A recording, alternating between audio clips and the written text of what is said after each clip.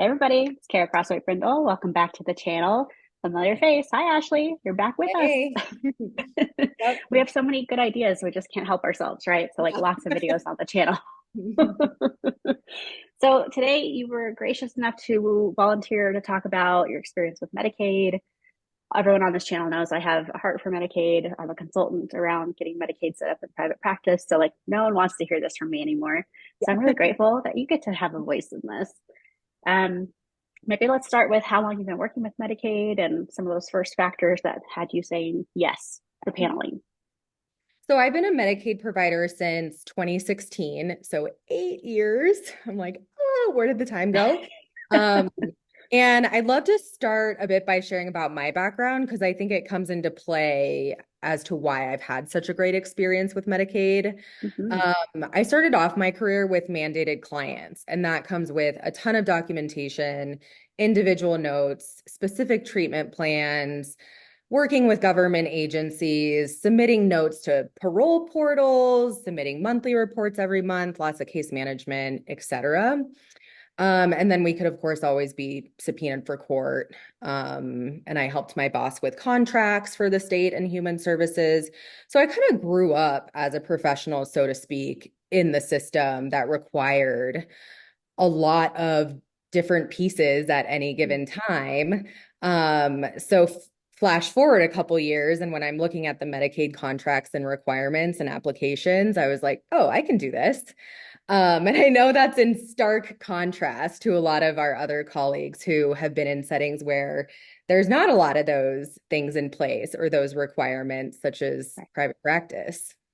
Mm-hmm. Yeah, so like you've been in systems that even set the bar, dare I say, higher, if not similar to Medicaid when Mhm. we think about oversight and all of the paperwork and like the hoops to jump Right. through, like you're not scared of these things. Mm-mm. Nope. So obviously, coming from those systems, those agencies, were you taking Medicaid within those systems, or did it just come later? How did Medicaid get on your radar that way? It just came later in private practice. And it was something I thought was a great idea 8 years ago as I really pivoted to working for myself and wanting to have my own business. At the time, pay was pretty solid compared to what I felt my private practice rate should be. And I had a wonderful mentor who kind of helped me through the application process. And just went for it. Yeah. Yeah, and I imagine obviously all of us have had kind of ups and downs, stress Mhm. points with Medicaid, but like if you had to give Medicaid a rating at this time in your career, what letter grade would you give it? I'd give it like an A minus. I Okay. still view it pretty positively overall. Yeah, even with like roller coaster that some of our colleagues and our, I mean, I've gone through some too, but like never to the point where I was like, I'm not doing this anymore. And I'm not Yeah, hearing that from same. you either. Hmm. Mm-mm. Yeah. So because you're a supervisor, you have supervisees, you are, a leader in the field. When people ask you about Medicaid, what are some of the things you try to help them understand? Because I feel like there's a lot of misinformation out there. There's a lot of fear. Like, what do you do to help them consider Medicaid? I think that's the first thing I say is what have you heard and who Yeah. have you heard it from?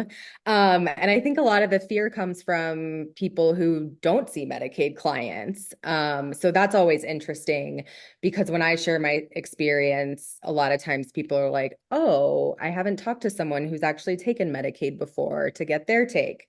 Um, and I think philosophically, it really aligns with who I am as a social worker. This is part of my identity, part of my professional practice. And having a Medicaid contract allows me to serve those in need. I think other things to think about are your target market and potential client base. Can this allow you to diversify your client base? Are there marketing opportunities because you're on a directory? And so I think it's a great way for people to either get their practice started or kind of elevate it in some way. Yeah. And I think one of the rumors is that cancellations are high, which yes, in community mental health they're high, and yes, there are people in this population in this pool that are going through significant stressors at all times or high trauma, and so they have difficulty with consistency. But in my experience with Medicaid, as soon as I opened my doors in private practice, like clients were like, please let me come in here for some consistency of I want once a week. I want every 2 weeks. I don't want once a month. Mhm. And so my caseload got full. I was full in 6 months and became a group practice in that 6 month period because Mhm. at that time Medicaid wasn't allowing people on the panel. So like people had to come under, Right. which was really interesting because that's not true anymore. And now we have Mhm. supervisory billing and all this stuff. Mhm. Um, but yeah, like I had students, I had single mothers, I had people at transition, I had people with significant trauma. But yes, like you said, a very diverse caseload if you want a diverse caseload. And most of those clients are just so excited to have a consistent option of like, I can be seen more than once a month, sign me up. At least Mhm. that's been my experience. Is that similar to yours? Yeah, for sure. And I think you mentioned no call, no shows or late cancels. And I'd really encourage people to think about why that is. Is it because it's not a good fit? Is it because there's not an investment in the therapeutic practice? Is it something about the therapist that needs to be explored? I don't think it's fair to blanket say that Medicaid clients tend to be late or don't show up because I haven't had that experience, but I'm also very clear up front about who I am as a therapist, who I work best with, and I answer all questions about, what do they need from a therapist? And I'm very clear if I can't be that person for them. And so also recognizing how much is it about therapeutic rapport, which is about us Right. and not the population or the clients. Yeah. So I could see your supervisor brain is going right now. Like, let's be curious about ourselves here, people. Yeah. Which makes sense. If like, is this a certain population? Is this no? I mean, I'm sure it's more about like this dynamic that you've named. I think that's much more fair than a gross generalization about folks on Medicaid, especially because now there's just different people on Medicaid, right? Like we have therapists on Medicaid when they're in Yep. between jobs or in a transition in life. And so I think that's a humbling experience for the colleagues I've talked to who've opened up about that of like, I've looked at Medicaid differently when I was on it myself, Mhm. right? So I I think believe there's it. something to be said there. Mhm. For sure, for sure. Yeah. What other things do people worry about? Paperwork. What would you say to supervisees or colleagues about paperwork with Medicaid? Like I said, this doesn't bother me, but it does seem to steer some people away. I think a lot Mhm. of people think it's daunting, but once you look at the manual and your contract and the requirements, get into a template, and writing can go very fast after that point. Um, I mean, I probably take only a couple minutes to write my notes. I'm jotting stuff down in session and then, right after, I'm just adding those finishing touches and I sign my note. So again, it's one of those things where it's like, is this about Medicaid or is this about the therapist's practice? Mm. And it's taking people a long time to do documentation because they don't have a system or they're backed up months and months and months, and it's too daunting to try and catch up. And I think a lot of therapists have been there, Mm. but that again, that's about us. That's not about the actual Medicaid requirement. And the other thing I want to say too, court ordered clients, the documentation is just as much, if not more.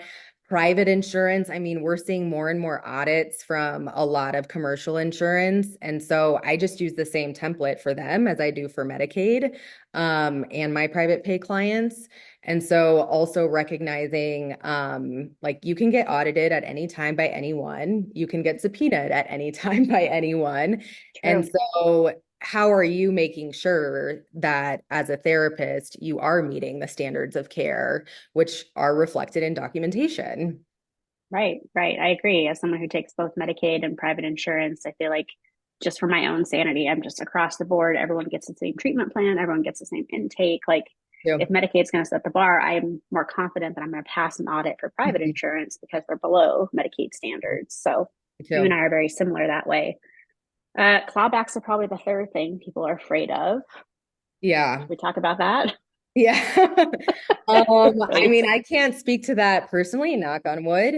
Yeah. Um, but I would say like documentation, always look at your contracts, stay up to date, use consultation or supervision, consult with attorneys. And hopefully you'll be fine. And I think building a relationship with your Medicaid rep, like that's Mhm. really important too, so that when small or big things come up, you're tackling those as you go. And Right. then when an audit comes, or if there's significant concerns or a question, you have someone to go to say like, hey, I thought we talked about this, or hey, I have this email from you. Now I'm seeing this. So can we have a conversation? So I don't want to discount how important that relationship can be too. Absolutely. I mean, those of us who have one particular rep that you all know who I'm talking Yeah. about. Yeah. If you don't have them, you're feeling left out of like this really interesting dynamic of like I tell people all the time if there was a MVP award for Medicaid, she would have it every year For because sure. she For keeps us sure. grounded when these weird things happen. So yeah, I can echo that of like you don't have to do this alone. Like if there's questions, that's what we've built a community for. That's why we're creating this video so people know that you and I are also options. Mhm. For so many And people, I it's just think we having a can system. argue, yeah, we can argue back and forth on whether or not clawbacks are fair. And I Right. mean, it's probably a very traumatic experience and very destabilizing experience as well, both for private owners, but people who own groups too. Um, Mm-hmm. so I don't want to minimize that in any way. And also recognizing like, why are they having to do that? There's something going on in our community where this is happening more and more. So Mm-hmm. are we not meeting the standards of care? Are we not abiding by our contracts? I mean, the insurance world has a lot of social justice and ethical concerns going Right. on in itself. We don't need to get into those today. Um, but also recognizing, if clawbacks are due happening or there is a threat of one, why is that? And Yeah. who's responsible for being in that position? Yeah, I mean, Not clawbacks keep us everyone up will at think night, about audits keep us up all night. it. And yes, for the people I've worked with one on one, it is very destabilizing and stressful. And, it makes us feel like we're in trouble because that's how it's meant to feel. Right. And so I think this just comes back to like, you don't have to go through this alone. Reach out to your community, reach out to one of us, reach out to your supervisor, your consultant, reach out to your rep. Like, you don't have to navigate this unknown by yourself. That's where I'm really proud that we've built a community of 1,200 therapists online who are just like, here we are, like, let's help Yeah. each other. And I know it's not perfect. It's not going to change how you feel internally about an audit or a clawback. And, I think for the most part, it's still a lucrative business move, which is something you and I talked about offline. Like a lot of us have built successful businesses on Medicaid. When it was a smooth, well oiled machine, it was very lucrative. What would you say about that? I agree. I think especially in the last 5 years with the panel opening, with supervisory billing now being allowed, a lot of people were able to move from private practice into a group practice space. And for a lot of us, that was really exciting, terrifying in some ways, but exciting and lucrative, as you said. I think the concern is when we look at our backgrounds and our education and our experience, it's as a clinician, it's not as a Mm, business owner. And so then all of a sudden we're taking on this identity of a business owner and trying to manage things that we never were explicitly taught in school. And maybe we think we are figuring it out fine, but we're not. mm, And I think that's where we unintentionally put ourselves at risk is, oh, this Medicaid form seems really straightforward. And then all of a sudden, a year from then, you're like, oh, I wasn't doing it right. And then you're like backtracking and trying yeah. to fix and overcorrect and prevent further problems. So I think also recognizing the importance of understanding what it takes to build a business. Yeah. Yeah. So the word flexibility is popping in my head as you say that of we also have to just be flexible with Medicaid because Yeah. and by flexible I mean like go with the flow because every 6 months they want something small but significant changed. Right. So when you're saying like, oh, people are going backwards, like in my consults, I'm like, please don't go backwards. Like it's not worth your energy. But once you know the thing, go forward with it, right? Like make the Yeah. change, document when you became aware of it. Because Medicaid doesn't always communicate that well, which is also why our Right. community is trying to share information with each other. Um, but yeah, I imagine all those things can add stress. But overall, if we meet all the criteria, if we have a system, EHRs have mit's made this super easy compared to when I Yeah. first took Medicaid, where it was like, paper Office ally claims. or paper. Yeah. Yeah. So it's come a long way to make us audit compliant. And so I think with that, there's still hope for a lot of people to say, like, I can serve a population I want to serve. I can be a healthy, successful business if I can maintain the flexibility to just roll with whatever Medicaid's asking for every 6 months. Like, for viewers of this video, like, please don't take that as like another thing to be hyper vigilant about. Just let's just normalize it. Every 6 months, we get an update of here's a modifier, here's not a modifier, here's a pre-auth, here's no pre-auth, here's something to add to your notes, usually is the main culprit there. But yeah, I think overall, even as we're recording this, I'm just like, it still is a worthwhile endeavor if you're like, there's a population I want to reach, I want to serve, and I want this to feel consistent and regular. For the most part, Medicaid can meet those needs, in my opinion.